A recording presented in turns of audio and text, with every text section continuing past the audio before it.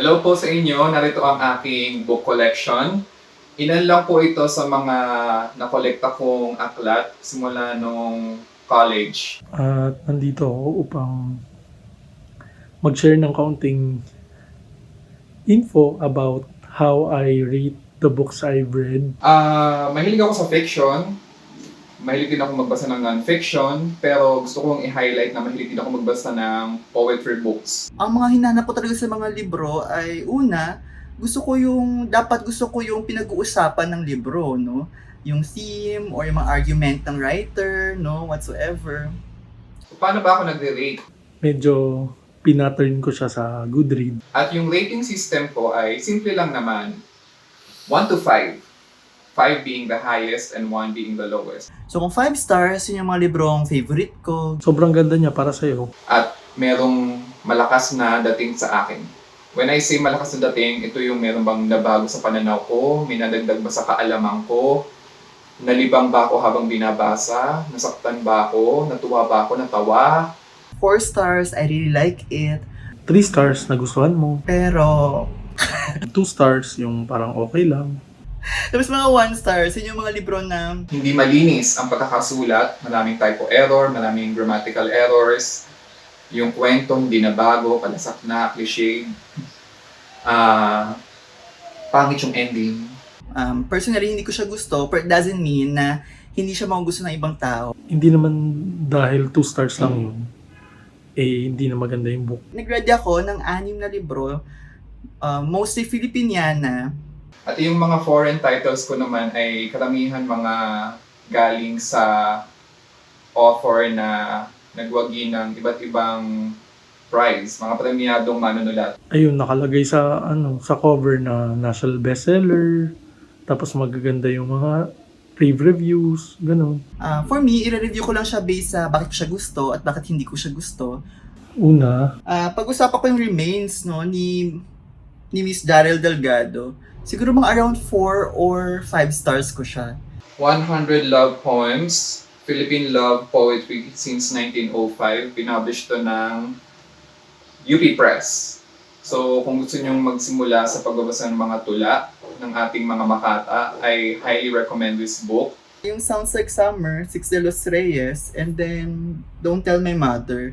So ito, binigyan ko siya ng 3.5 stars. Ito naman binigyan ko siya ng 3 stars. Gusto ko sila, no? Napaka-plot driven. Maganda yung pag-handle ng writer dun sa kanyang topic, no? May pagka-sensitive tungkol sa depression. Pero ang problema ko lang, madami pang pwedeng sabihin, madami pang pwedeng gawin, no? Madami pang pwedeng i-explore sa kanilang mga kwento. Creative nonfiction ni Ronnie Baticolon, Some Days You Can Save Them All. Napakaganda, heartbreaking. Kailangan mabasa ito ng lahat. Isa siyang neurosurgeon sa PGH. Meron din akong tula ni Marnie Quilates, Poems en Route. Kay Lourdes de Vera, Malcademonio. Wing of the Locust by Joel Donato Ching Jacob. It's a YA novel set in pre-colonial Philippines. Raising Independent Learners, A Guide to Online and Offline Schooling ni Doc Chua. So nag-expect ako na tungkol siya sa online schooling, paano ma-survive yung online schooling. Nagustuhan ko siya dahil may mga chapters dito na makakatulong talaga, no, sa mga student, especially sa mga student na makasurvive ngayong online schooling. Pero ang hindi ko lang gusto dito, hindi ko alam kung para kanino yung libro, para ba sa parents, o para ba sa bata, para ba sa teacher. Tapos ang gusto ko ngayon sa Anvil Publishing, yung amoy ng libro nila, yung amoy ng mga bagong libro nila ngayon ay mabango, sobra. Silent Witnesses, Mga Tahimik na Saksi. Isa itong picture book o children's book pero mabigat siya. Meron siyang mga maiikling salaysay o vignette. Tapos may kasama siyang mga painting ni Renz Baluyot. So ito ay mga totoong pangyayari, no, noong martial law. So ito ay mga kwento ng mga survivors ng martial law. We Should All Be Feminists by Chimamanda Ngozi Adichie. Itong book na to, natapos ko na siya dati, pero binasa ko ulit. Siyempre, meron din ako sariling poetry book. Kasama ako rito sa mga contributors, ang Busilak, New LGBTQ Poetry from the Philippines, edited by J. Neil Garcia. Itong collection of poetry, ni Marquez. Ilang sandali makalipas ang huling araw ng mundo. I give it 3 stars. Sa totoo lang, sobrang ganda. Nung first part ng buong collection, sobrang ganda. Hanggang ngayon, hindi pa rin siya mawala-wala sa isipan ko, no? So, yung last part, feel ko parang off. Tapos parang pilit na nilagay na no, doon sa collection. Ito yung siguro yung pinaka na-disappoint akong libro for this year kasi ang ganda-ganda talaga ng una. Favorite ko yung first part. Pero overall, I give it 3 stars. Pinakamarami pa rin ang mga nakakakuha na matataas na score. So, karamihan ng mga nasa collection ko, magaganda at dapat basahin ninyong lahat.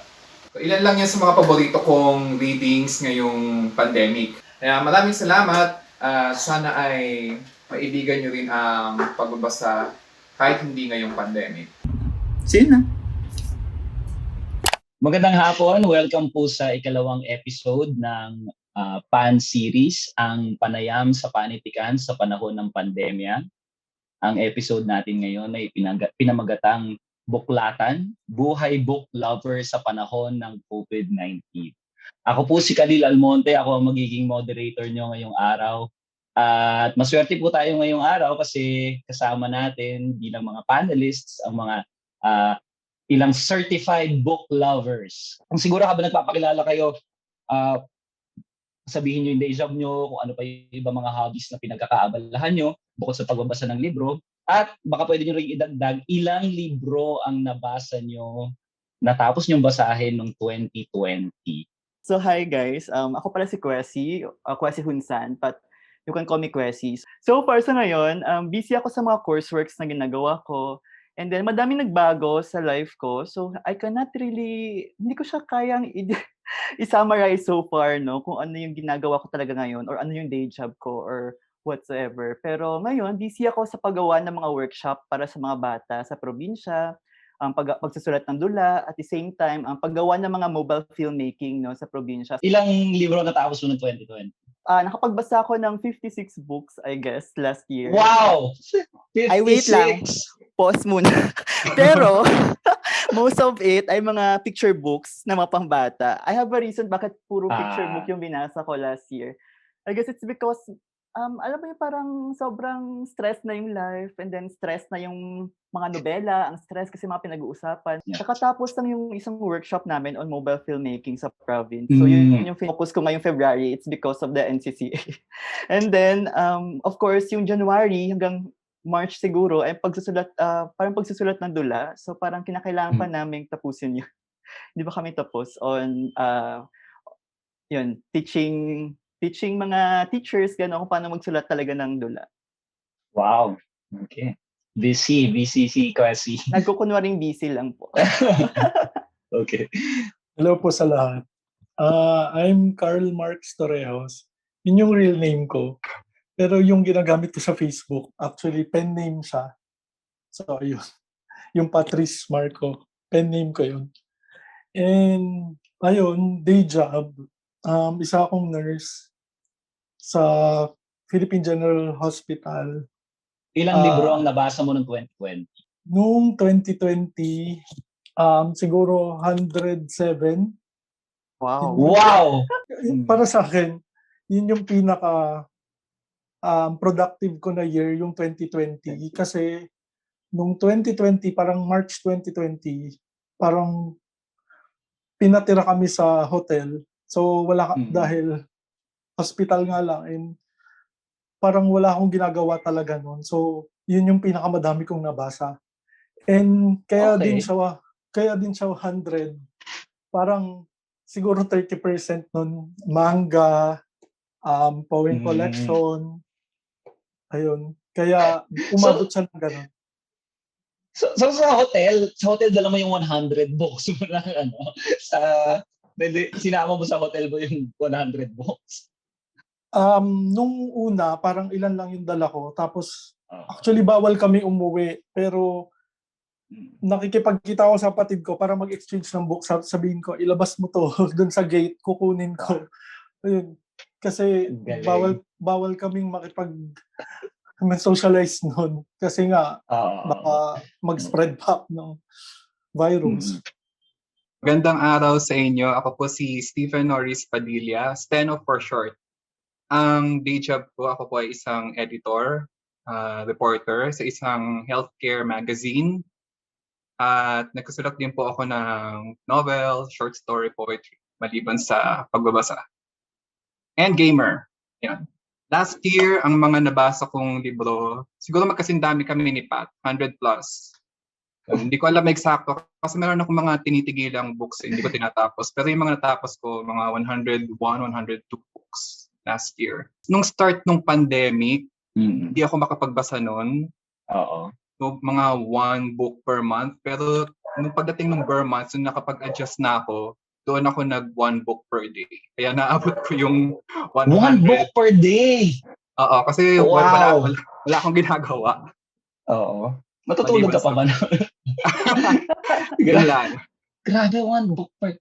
Buti na lang pala tanong ko to sa inyo, hindi ako nagbigay ng sagot. Nahiya ako bigla, nadadamihan na nga ako doon sa ginawa ko libro, sa binasa kong libro. Pero share ko na rin, para makita natin yung, para ma-highlight natin yung difference kung gaano talaga kagaling itong mga podcasts natin, gaano ka talaga kanuba ko pag nag-resume sa libro. Ang nabasa kong libro ay 14 kasi ang tinarget ko, actually, ang target ko naman is one book per month. So, medyo, akala ko proud na ako sa sarili ko, di ba? Pero medyo nahiya ako sa inyong 10 libro. Nakakakain pa naman kayo, nakakakain, nakakaligo, ganun. Kasi, grabe. Ligo din. Ang galing, so, ayun. Hindi masyado. Yung pala yung sikreto, huwag masyado maligo. Yung 107 na ba yan? Yan yung nasa background mo, Steno? Oo, pero meron pa ako sa baba ng bahay. 2 yung malaki kong bookshelf dito. Puno lahat siya ng libro. And then meron din akong books na naiwan sa office saka sa apartment ko sa Makati. Mami. Grabe. Hindi ako yung 100 ko, for example, just sa'yo 100, kay Pat 100, kay Kwesi 56, 57. Ano ba yun? Yun ba yung usual average niyo a year? Or ano ba yun? Lampas ba yun sa normal annual average niyo ng pagbabasa ng libro? Ng nababasang libro? Ako naman, I guess it's kung si Steno, mas napadami siya basa. Ako napakaunti yung basa ko, it's because of the pandemic. I guess it's because parang alam mo yung parang pantasya na parang ang pantasya ng mga nangyayari ngayon, hindi ko na naintindihan. Tapos nagbabasa pa ako ng fiction. And I was like, shit, ano to guys? Parang illusion na lang lahat. So yung bakit parang mas nag-focus ako last year on reading non-fiction at reading mga picture books. So yun yung mga finocus ko last year. And yun nga, usually hindi talaga ganito kadami yung binabasa kong libro. And typically, before pa, ay mga same din kinapat yung mga binabasa kong number of books. Pero yun nga, may mga times talaga katulad last year na nakaka-stress. Okay. Abangan na lang namin kung ilan yung mga tatapos mo in 2021. Tingnan natin. Oh my God. Kailan ka ma-stress? Bawal tayo maging competitive. Paano kayo pumipili ng babasahing libro? Ano ba yung planado ba yon or planado bigla na lang kayo nai-inspire? May recommendation? Paano kayo pumipili ng librong babasahin? Sige, Steno, ikaw muna mauna. Ako last year, ang mga binasa kong libro talaga ay karamihan, siguro more than half, ay Filipino books. So, Filipiniana titles. At sinadya ko yun kasi nga gusto kong malaman kung paano magsulat yung mga iniidolo ko ring writer bilang nagsusulat din ako ng nobela at mga tula. And apart from the Filipino titles, naghanap din ako ng mga award-winning works. Nobel Prize, Booker Prize, Palaka Award, lahat ng books na may award. Ayun, hinanap ko sa online bookstores. Ayun yung in-order ko at binasa ko last year. Oh, okay. So, ikaw pa, anong strategy mo? Paano ka pumipili ng librong babasahin? Minsan kasi parang sobrang dami na nung books ko na to be read kaysa dun sa mga nabasa ko. So, ang ginagawa ko, parang nililista ko yung mga gusto kong basahin, 10 each. Tapos pag natapos ko yun, and magdadagdag ako sa list, yung sinusunod-sunod ko, parang nililist, parang binubulit ko yung mga babasahin ko. Pero saan mo nakukuha yung ilalagay mo sa list? Minsan, by writer, pag favorite ko yung writer, interview ako Okay. sa kanya, or kaya parang nag-cause ng something yung book, controversial, ilalagay ko siya sa list, parang ganun. Parang random lang din Mm. yung mga Okay. pinipili ko titles. Okay. Sige. Ikaw, Kwesi. Depende. May mga times na planado at may mga times na hindi Mm. planado. Kasi sabi ko nga may mga kaibigan ako, so may mga book club ako na sinasalihan, which is usually per month may libro na kayong babasahin. So yun yung mga planado. Tapos may tinatawag din na mga readathon na tinatawag. Usually sumasali ako doon para mapadami ako ng basa ng libro. So Yung readathon kasi unahan siyang makatapos ng hindi, pag more of like may ibibigay sila ng mga categories, tapos dapat magbabasa ka ng libro related doon sa mga categories na yon. So tawag nila readathon kasi dapat gawin nyo lang yan within a week. So dapat na-fill out yung lahat-lahat ng yun. So yung mga ginagawa ko nung last year. Tapos may mga unplanned na tinatawag. So yun yung mga recommend ng friend na, "Kuya, sige, basahin mo to kasi ang ganda-ganda." Of course, ako parang, maganda ba yan? Basahin ko.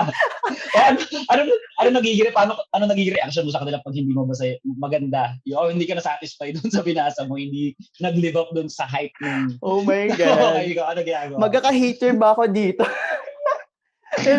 yung mga hindi ko usually gusto ay hindi ko na tinatapos or dini-DNF ko. Okay. Or did not, Okay. ano ba tawag no? Did not finish, di ba, yung DNF. So, Oo. yun yung bakit yun yung reason bakit kaunti lang din nababasa ko lately kasi kung hindi ko talaga siya gusto, dini-DNF ko na. Like, I don't want to push Oo. myself finishing the book. Oo. Tapos, wala. Minsan, may mababasa akong recommendation online na mga articles, ganun. So, itatry kong basahin kung kaya ng power ko. Tapos, mga research, ganun. For research purpose. So, yung mga binabasa ko. Curious ako doon sa book club, ano? Sa book club, pagkatapos yung, so obviously, never ako naging part ng book club kasi, ano ba yun? Hindi yata sila tumatagap ng mga 14 lang na nababasa pa every year. Totoo yan. Hindi, joke lang. Baka di ba, idaho ako na who you. Ayan. Sa book club na yun, pagkatapos nyo makabasa ng libro, anong ginagawa nyo dun sa pinag-uusapan nyo ba? Before the pandemic, nagmi-meet up kami once a month. And then, pag-usapan namin yung libro, ganun. May moderator, of course, kung sino yung pumili ng libro. Pero since ngayon, na pandemic, nasa quarantine pa rin tayo, lahat naka-Zoom meeting. So, nasa online. Tapos ngayon, may ginagawa kong parang hindi siya book club, but more of like body reading. Which is, akong pumipili ng mga libro na babasahin namin. Body reading tawag namin kasi parang ako yung pumipili ng libro, tapos ako din nagmo-moderate, tapos asynchronous. Magpo-post na ako sa Facebook group, tapos magdi-discuss na kami doon tungkol sa libro na babasahin namin ng sabay-sabay. So parang mga ganung practice na ginagawang parang socialization yung pagbabasa. Hindi dapat siya parang limited lang sa personal interest of reading. So mga ganun mga ginagawa ko. So curious ako dun sa mga again, anyone can answer, no? So curious ako dun sa kapag nagdi-discuss kayo tungkol sa libro. Ano yung anong aspect nung binasa nyo? Yung normally na bibring up, yung ano ba yun? Yung writing, kung maganda ba yung pagkakabuo ng character, or kung malaman ba siya sa theory, sa literary theories, ganun yung ba siya? Hindi ko alam kung gaano ka-academic yung discourse doon na nangyayari sa mga book club kapag natatapos magbasa. Kayo, kahit sino, siguro sa Sten or Pats, pwede ka rin sumagot kung ano yung experience nyo kapag being a member of a book club. Ako, wala kasi akong book club na formal. Tapos dito sa bahay, ako lang din naman yung nagbabasa. And then, friends ko, sobrang kakaunti lang din yung talagang book lovers. So, ang ginagawa ko, kapag nakatapos ako magbasa ng isang libro, dahil wala naman ako makausap, pinapost ko na lang sa Facebook ko ano yung impression ko, kung ano yung critique ko dun sa book na yon. And normally, ang hinahanap ko, hindi naman ako masyadong academic or formalist dahil hindi naman ako literary. Pero pag nakapagbasa ako ng libro, depende kung fiction or non-fiction. Kapag, halimbawa, poetry, syempre, yung pathos o yung emotion na bring out sa akin sa kaunting salita. And then, konting technique na rin bilang nagsusulat din ako ng tula. Sa novel naman, ease of reading, and at the same time, hinahanapan ko rin ng bago. Bilang napakarami ko nang nabasang novel, so ang hinahanap ko na ngayon, yung bago sa panlasa ko. Yun yung mga karaniwang kong binabanggit kapag nagpo-post ako ng book review ko sa Facebook. Ikaw pa? Ako, pag nagbabasa kasi ako, naghahanap ako, una kong tinitingnan din kapag yung theme ng libro. Mahilig kasi ako sa pag gay themed yung binabasa, mas parang auto-read siya sa akin. So yun, parang pag gay theme yung book, parang babasahin ko siya. Pero siyempre, yung kung magagandahan ba ako doon o hindi, depende na lang din doon sa paano siya sinulat or kahit gay theme siya, minsan hindi din ako natutuwa. Parang ganun. So, ayun, iba-iba. Minsan sa pagkakasulat, minsan yung Okay. topic alone, nagustuhan ko. Okay. Si Kwesi. So let's be real, guys. De, joke lang. Let's be real. Of course, kung magbabasa tayo ng libro, of course, yung una kong iisipin is yung experience ko sa pagbabasa. So kung na-entertain ba ako or na-move ba ako, of course, yun yung unang tingnan ko as a reader. Kasi hindi naman ako pwedeng pumunta agad sa literary theories, kung form, whatever. So, una, of course, experience muna, no? Personal experience ka sa reader. Yung impression ko dun sa libro, tama nga yung sabi ni Steno, na parang, ano yung experience ko sa pagbabasa ng libro, kung natutuwa ba ako, natawa ba ako, umiyak ba ako, o nairita lang ako sa buong karakter na to. So, ganun yung una kong tinitignan, bago ko nilalapat yung sarili ko na idea, kung para bang, for me ba, agree ba ako sa sinasabi ng karakter na to, hindi ba ako agree sa sabi na to, or so somehow, parang, yun nga, parang pagbabasa kasi parang discussion between the writer and you. Pero yun nga lang, video mo yung libro. So, ganun ako magbasa ng libro talaga, na parang chinichika ko yung author, ganun. So, kung problematic yung libro, of course, problematic din yung writer. Oh my God! So, Example. diba? Ay, no name. So, gano'n. Shoutout mo. Shoutout ko. For example, diniscuss namin dati yung gawa ni na Patrice, no? Oo, nagsusulat si Patrice, may libro sila dati about LGBT anthology, no? Yun, pinag-usapan namin, di ba, Pat, ay yung experience din namin, no? For example, as an LGBT community, parang nakaka-relate ka ba doon sa experience sa sinusulat ni Pat? So, yun yung mga pinag-uusapan talaga sa book club. Hindi lang yung kwentong form na parang napaka-academic na ganong situation, or sure, may mga literary theory na hindi tayo aware na ginagamit pala siya natin.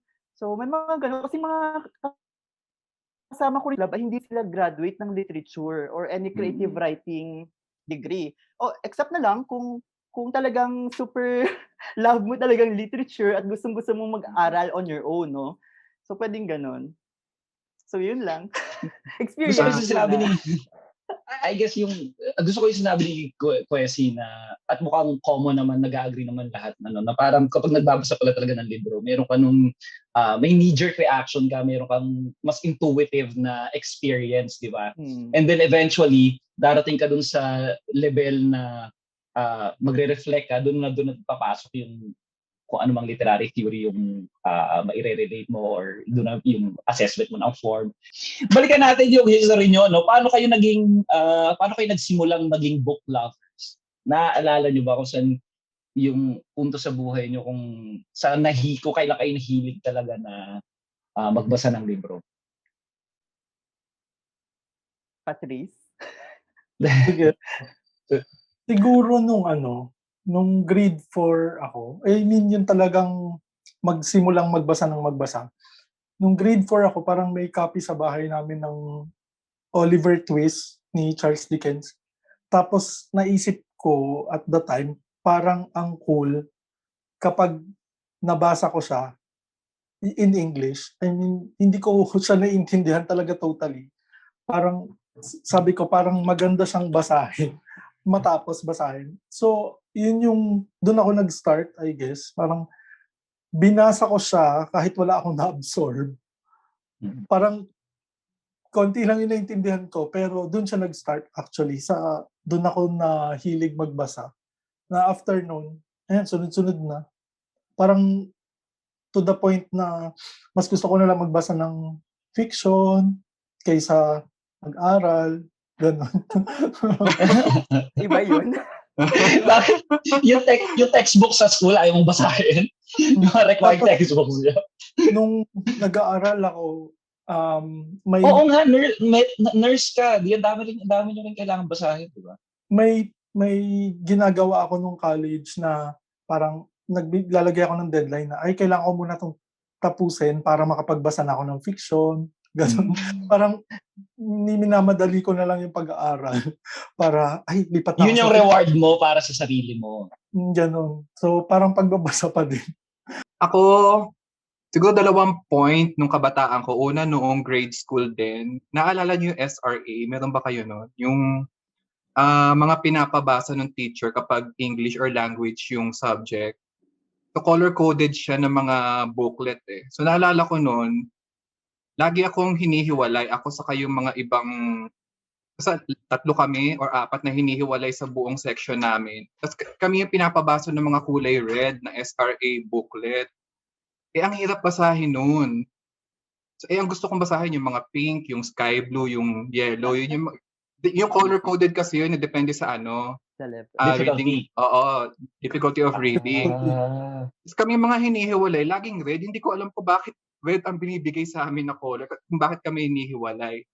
So, doon, gusto ko na magbasa, kaya lang, kapag yung mahihirap yung pinapabasa, tinatamad ako. Although pumupunta pa rin ako sa library, hinahanap ko yung mga Arabian Nights, mga ganyan, yung mga classical na nandun. Easy And then, reading yun ah. kasi yun lang yung nakikita ko dun eh. Yan. Saka sa bahay, meron kami yung mga encyclopedia. Ayan. Pero hindi ko pa kinonsider yung sarili ko noon na book lover. Siguro, nagsimula ako mangolekta ng libro noong natutunan ko yung book sale, noong college na. Kasi nung elementary high school, sa province, wala namang bookstore talaga. Luluwas ka pa sa SM para makapunta ng national. Yun lang yung kilala kong bookstore. And then nung nag-college ako sa UP, ayan, natutunan ko yung book sale. So, heaven. Doon ako nagsimulang mang-hoard. So medyo tumigil ako sa paglalaro ng mga PlayStation, mga Dota nung time na yun. Napunta ako sa libro. Doon ako nagsimulang mangolekta. Thank you, Sen. Ikaw, Kwesi. So ako naman, nanay ko kasi is hoarder. Literal na hoarder siya ng kahit anong bagay. Grabe. So, isa sa mga binibili niya before ay mga libro, no? Yung mga textbook galing Amerika.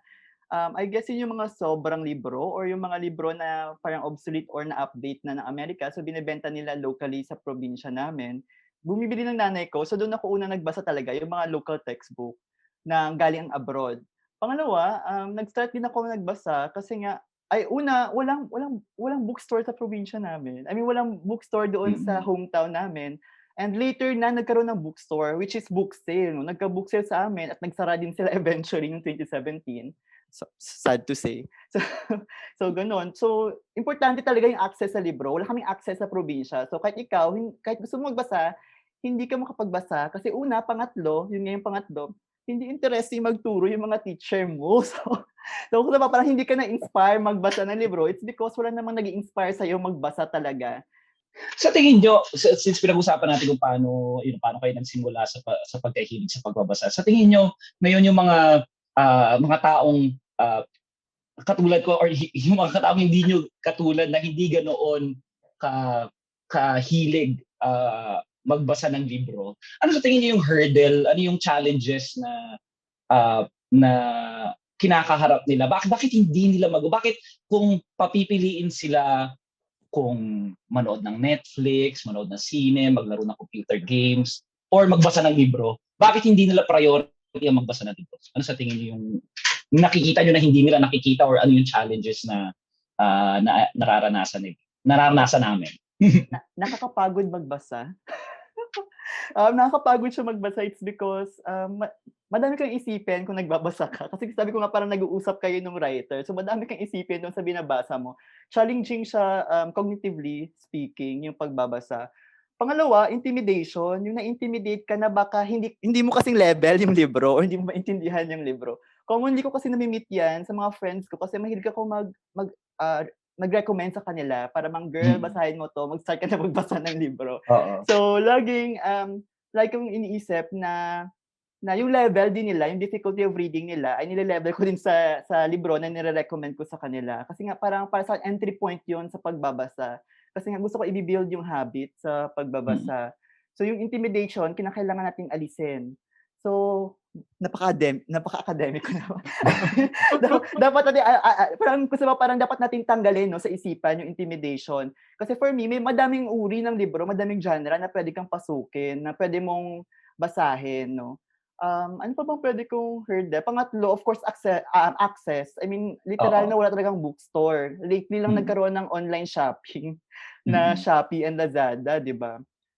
Ay, sorry, nabanggit ko. So, yung access talaga sa libro. Oo, ganun. Okay lang, sponsored naman tayo ng Shopee at Lazada. Tapos, panglima, wala talaga naghihikayat magbasa. Hindi common maghikayat ng magbasa. For example, nanay at tatay natin, dapat sila yung maghikayat sa atin magbasa or mga kaibigan natin. So, lucky ka na lang kung may kaibigan ka na tulad ko na masungit at gusto kang i-push magbasa at wala kang choice. So, ganun. Yung tatay ko mahilig talaga magbasa ng Abante. Kaya yun. Halata naman. Talaga yung kasi yung Philippine Daily Inquirer, mahal yun. Ang mahal ng PDI, di ba? 20 pesos. At English pa yun.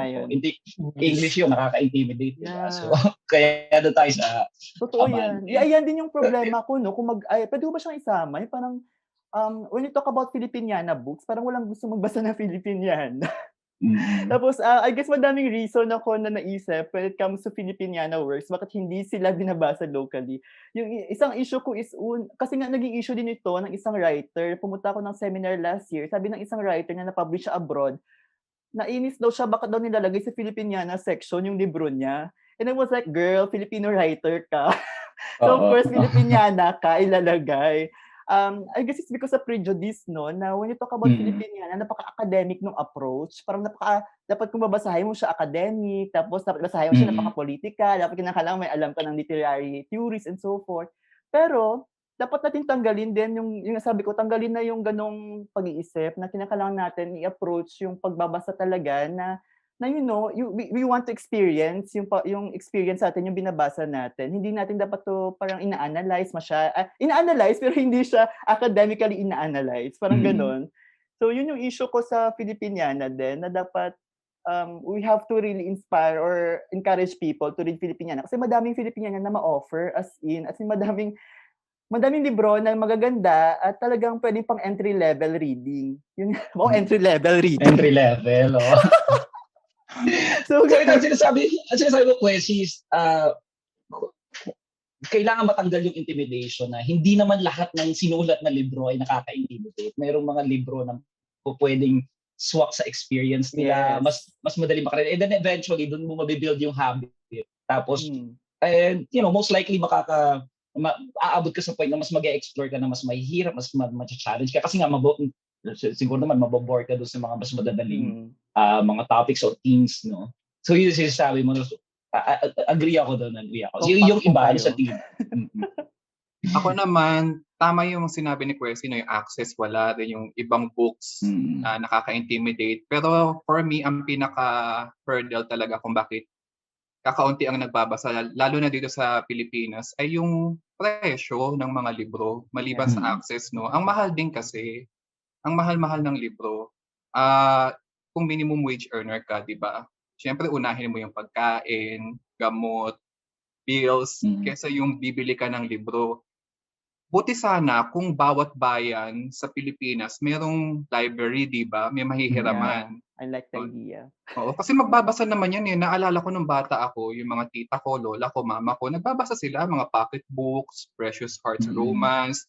Kasi tas may mga kapitbahay kami na nagpapahiram, 5 piso.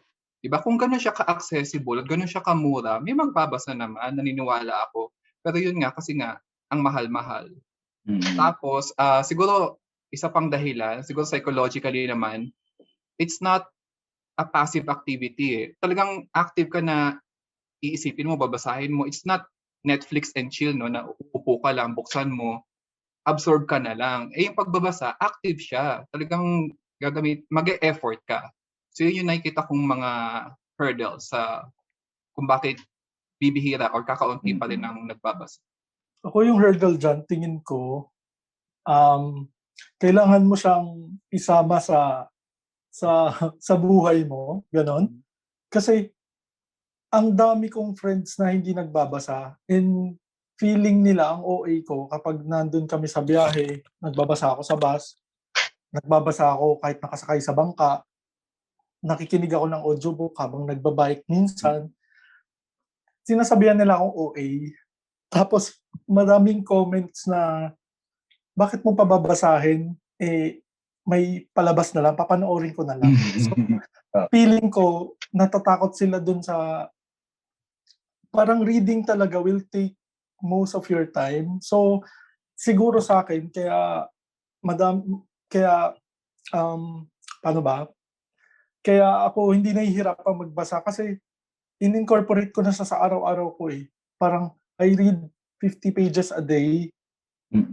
Yun yung lagi kong ginagawa. Parang kahit pag kumakain, nagbabasa ako. So, feeling ko, kahit maganda yung book, kahit masyado siyang page turner, kapag hindi mo talaga sinimulan or hindi mo hindi mo sinimulan, hindi ka talaga may Hindi mo sinanay yung sarili mo o yun.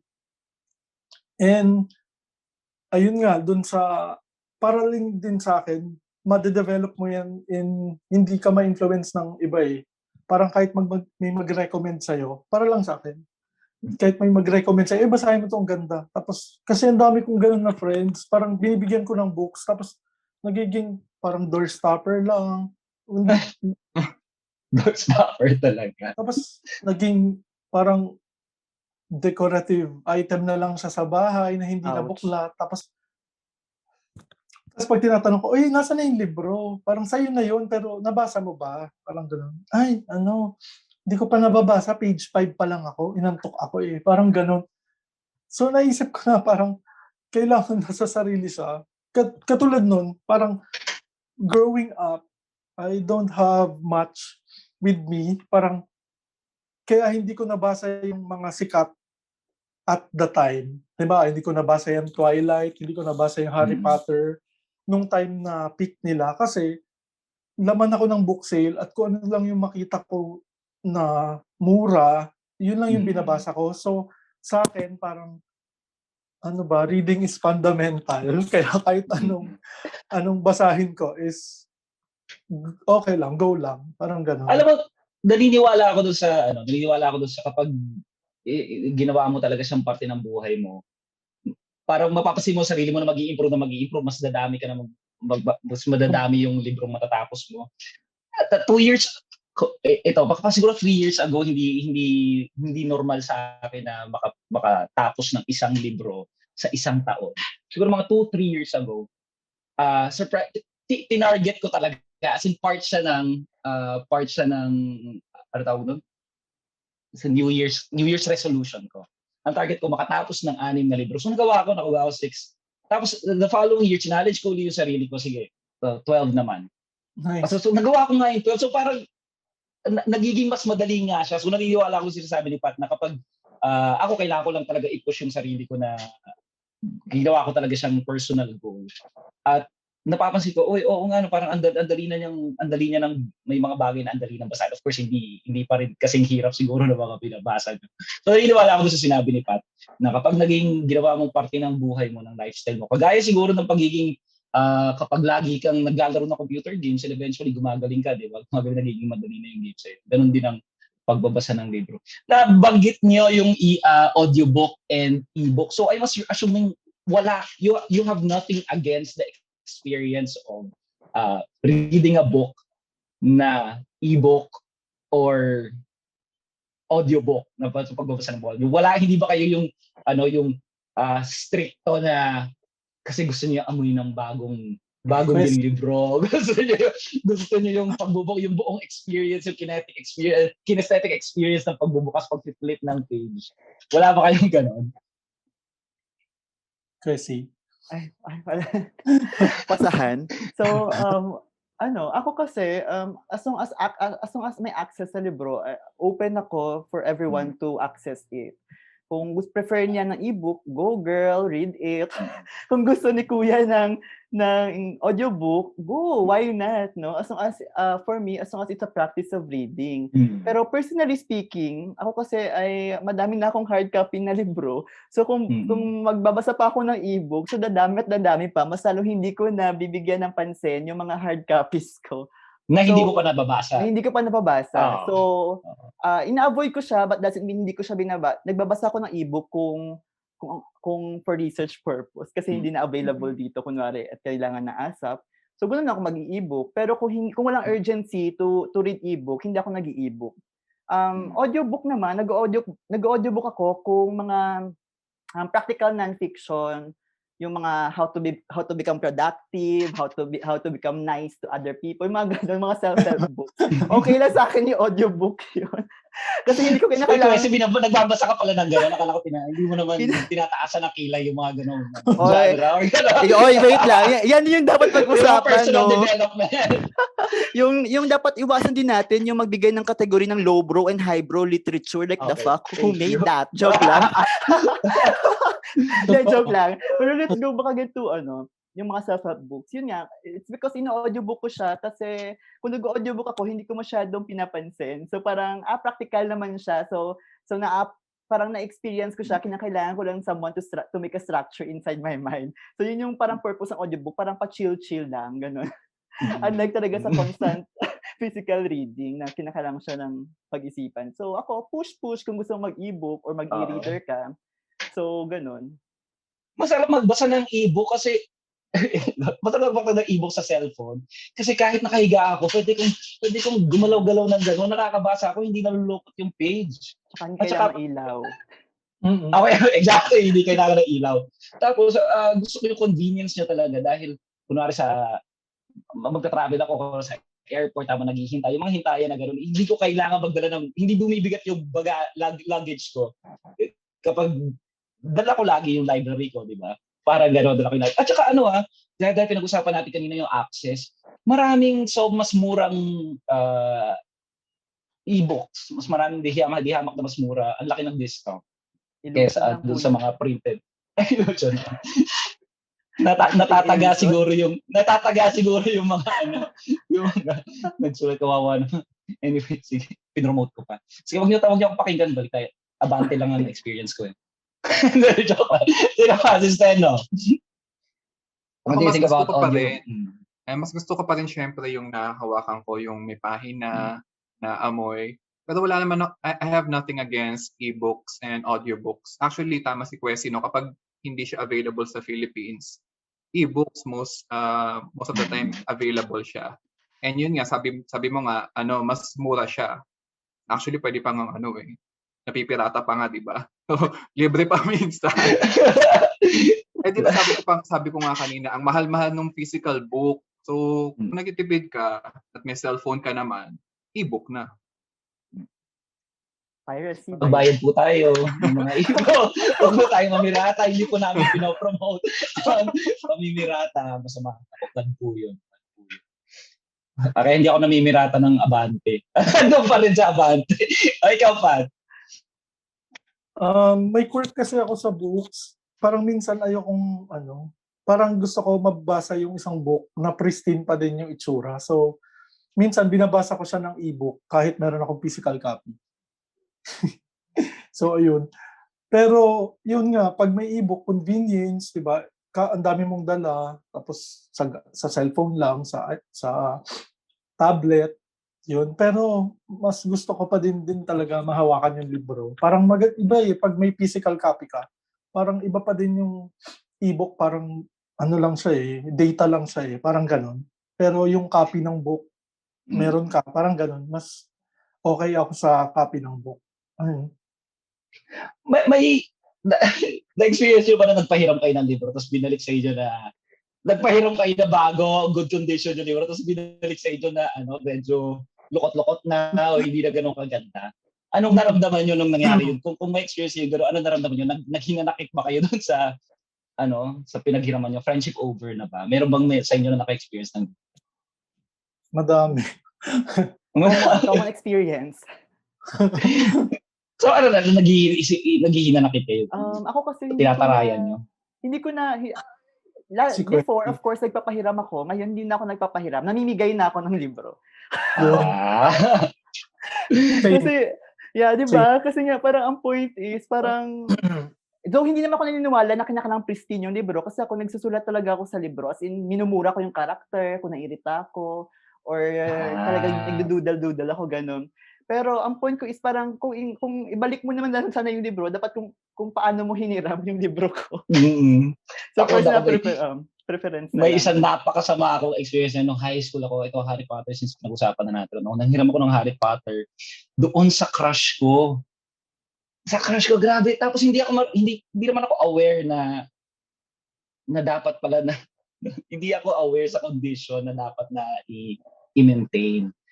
Tapos yung binalik ko sa kanya, talagang yung paperback hindi siya yung hardbound Kapag binuklat mo talaga yun ng sobra, di ba? Hindi na siya bumabalik. Talagang hindi na tuwid yung spine. Binalik ko sa kanya tapos naiyak siya nung pagbalik ko sa at nung naiyak siya, hindi ko pa na-gets kung bakit siya umiiyak. Eventually ko na lang nalaman na sinabi sa akin ng kaibigan. Anyway. Wala flashback. Wala na. Na friend zone na. Oo, na friend zone na. Hindi marunong mag-alaga ng libro. Paano mo ako aalagaan kung di mo kayang alagaan ng libro? Hugot. Ayun. So, anong libro? Meron ba kayong libro na kaya niyong basahin multiple times? Marami. Sige, magbigay ka ng ilan, Sten. And bakit? Lord of the Rings. Alin doon? Lahat lang. Yung yun, lahat. Hindi, maraming nobela na Tagalog ang masarap ulit-ulitin. Halimbawa, Para kay B, na kukunik ko sa tanong kanina, pinahiram ko siya sa kaibigan ko ng college, hindi na sinoli. Ayun yung inis ako kapag nagpapahiram ako, hindi na solid. Ayun, masarap ulit-ulitin yun kasi very conversational yung tone ni Ricky doon. Marami ring gay-themed novels like Dante and Aristotle and Dante Discovered Secrets of the Universe. Yon, masarap ulit-ulitin yon. Harry Potter, masarap ulit-ulitin. Pero gusto ko lang din i-highlight yung mga poetry books. Kasi karamihan na maninipis lang Ang impression kasi ng mga tao kapag aklat ng mga tula, mahirap intindihin, mahirap basahin. Oo, may mga gano'n, may mga makata na hindi accessible, pero masarap silang ulit-uliting basahin. Sa totoo lang, poetry books. English or Filipino. Okay, so Lord of the Rings, mga... Lord of the Rings is na mo kanina. Para kay B. Harry Potter. Harry Potter. Okay, and then Dante and Aristotle? Discover the Secrets of the Universe. Discover the Secret of the Universe. Okay. Para, ikaw. Ang dami ko kasing gustong basahin, so medyo hindi ako fan ng pag-reread ng books. Pero kung parang isang beses ko pa lang siya nagawa. Pero kung may uulitin ako, siguro yung yung Call Me By Your Name. Kasi manipis lang siya. Okay, sige. Ako naman, I guess same kami ni Pat. Kaunti lang yung mga libro na gusto ko talagang i-read. I guess it's because maarte ako, ganun. Hindi, kaunti lang. At the same time, hindi ako masyadong nagre-read. Kasi nga, madaming libro na pwedeng basahin. Bakit ako mag-read pa? Nagre-read lang ako sabi ko nga, again, ulitin ko, for research purpose. Or pangalawa, for book club purpose. Para bang, babasahin pa rin namin next month. So, nabasa ko na yan. Pero kinakailangan i-refresh ko yung idea ko tungkol sa libro na yon. Pero, of course, meron akong isang libro na like kong nire-recommend. So, ito, gusto ko magpakita ng libro. Wow. So, gusto ko A Fine Balance ni Rohinton Mistry. So, ito yung isa sa mga libro na super gusto ko at like ko siyang nire-recommend. Mga Indian, mahilig din kasi ako sa mga Indian literature. So, mga ganun yung mga binabasa ko din minsan. Hindi ako ma-Japanese, ganun. Katulad ni Pat. Kasi si Pat mahilig sa Japanese if I'm not mistaken. So, kung meron naman kayong libro that would best describe you Sa tingin nyo, ano yung libro mo? Wala. Joke lang. Wala. hindi hindi pa nasusulat. Hindi pa nasusulat. Okay, sino pa? Ikaw. Siguro yung A Little Life by Hanya Yanagihara. Ang drama. Oo, A Little Life. A Little Life. Bakit? Kasi yung A Little Life pala, kwento siya ng 4 na magkakaibigan and yung buhay nila hanggang sa sa end. Merong isang character doon parang nakaka-relate ako kasi parang malungkot akong tao per se. Hindi ako depressive pero mas gusto ko mag-isa kaysa sa may company. Ayun, parang Mm. nakarelate ako dun sa character na yun. So, ayun. Introvert? Parang ganun. Hindi. Mm. Hindi naman yung parang kaya sabi ni Kwesi, madrama. Pero Ayun. mas okay lang sa akin na parang mag-isa ako. Ganun. Hindi naman ako mahihain, pero parang feel ko lang mas magpa-function ako kapag mag-isa lang ako. Parang ganun. Okay. Nasa gilid lang, ganyan. Okay. Sige, ikaw, Sleno. Ako syempre kapag ang ipopromote kong aklat yung sinulat ko. Popromote ko na rin novel ko. So kung gusto niyo ako makilala, ito talaga yung i-recommend akong aklat. Yung nakikita ba? Nakita ko nga yung cover. Ayan, Ang Lihim sa Tore ng Sinagtala. Ito yung kauna-unahan kong YA novel. Pero minamarket siya ng Lampara as Pinoy BL. Yes. Ang Lihim Okay. sa Tore ng Sinagtala. So kung gusto niyo ako makilala, Kailan mo sinulat yan? Kailan lumabas? ngayong taon lang to lumabas. Pero Nice. 2017 ko pa siya sinulat. Ganun Ang galing nga, kasi yung 2017, wala pa naman kumbaga hindi pa naman sikat yung BL na as a Exactly. genre, di ba? So, Oo. hindi mo naman siya, nung sinusulat mo siya, hindi mo naman naisip yung Hindi. makakategorize sa BL. So, ngayon na lang nila nilalagay doon sa anong yun. Dahil nga sa... Oo. Actually, feeling ko nga kung di pa sumigat yung BL, baka lalo pang ma-delay yung pag-publish nung... So, nagpapasalamat rin ako sa BL kahit doon napunta yung pagiging yung sa marketing side nung una kong ayos na rin. Okay. Ikaw, Kwesi. Naghanap ako ng mga libro sa likod ko na pwede kong gawing example. Oo, sige. So, since yung kay Pat is foreign, tapos yung kay Steno naman yung kanyang gawa, ako naman, pwede bang parang mag-recommend na ako ng libro. Ito yung binasa ko last year na mga sabi kong makarelate ako. Maganda yan. Oo, ito. So, yung dalawang books, tungkol siya sa about sa mga doctor, right? Tsaka yung experience nila bilang doctor sa PGH. Pero makarelate ako, it's because that only, kasi vet din ako, pero it doesn't really mean na nakarelate ako dun sa practice, but nakarelate ako dun sa gusto nilang magbago. Parang gusto nilang magbago, but gusto nilang gumawa ng pagbabago, gusto nilang magbago, pero hindi nila kayang magbago. I mean, the issue is very systemic. So parang ang sad and so forth, na ganun yung bakit last year na sobrang nalungkot ako kasi binasa ko itong 2 libro na to. Masabi kong ito yung libro na masabi kong so far sa ngayon ay pwedeng i-describe sa aking feelings, sa aking self. Okay. Kasi tinamaan ka talaga dun sa nung libro mo. Yeah, Okay. especially sa mga nangyayari pa ngayon sa medical natin. Okay. So ito, may papagawa ako sa inyo.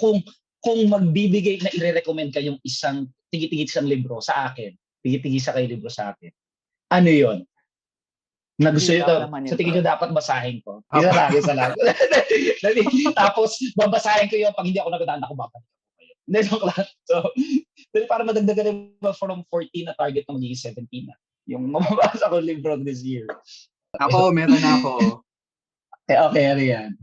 Ito re-recommend ko sa'yo. Oh my God! Dahil Bakit ka sa sa Abante. Tales of Clitorica. Oh, sige. Tales of Clitorica. My God. Nabasa ko din. Pupunta ako sa, nasa fully book naman siguro yan, ano? Oo, Psycom yung publisher niya. Parang out of print na yata yan. Out of print. Pahihiram ko na lang sa'yo. Sige.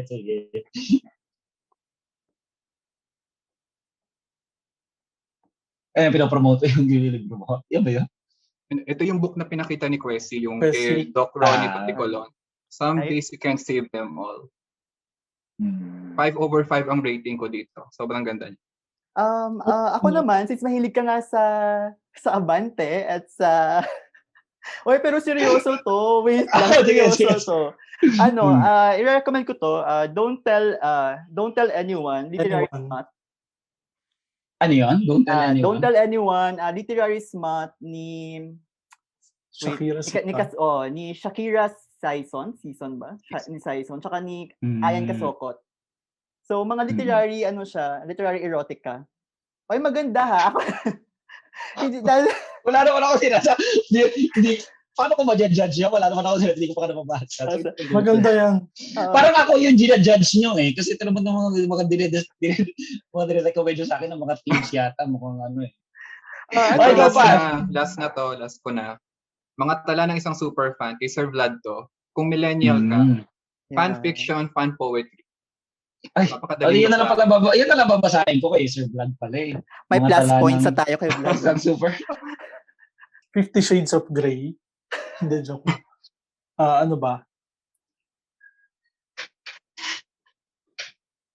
Wala akong maisip. Nabagay sa Abante. Tapos, Hindi natin kailangan inalis sa Abante.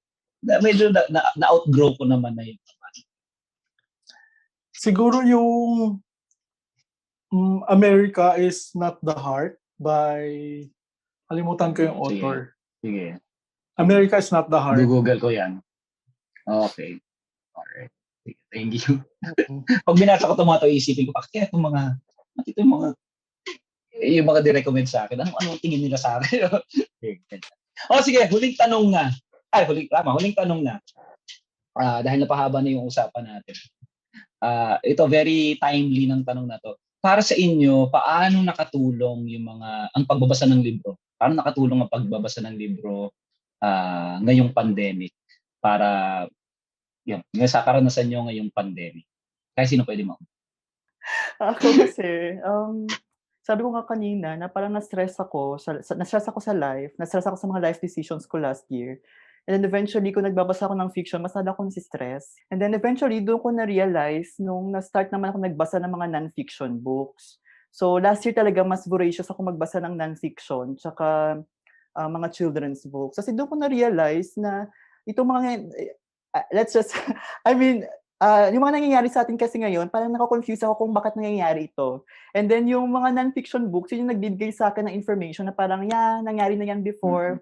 May solution tayo, may reason tayo behind. So parang nagbibigay ng reason sa akin yung mga non-fiction na binabasa ko. Na parang yung gulo-gulong kong life, nabibigyan niya ng structure. So parang ganun yung nangyari sa akin sa pagbabasa ng non-fiction ko last year. So yun nga, parang hindi talaga suiting yung pagbabasa ngayong pandemic. In fact, ngayong taon na din ulit ako bumalik sa pagbabasa naman. Maliban sa entertainment siya at relief for me yung pagbabasa.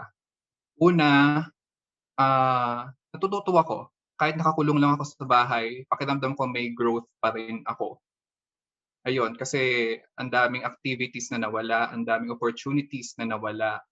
So sa pagbabasa, nahanap ko yung personal growth.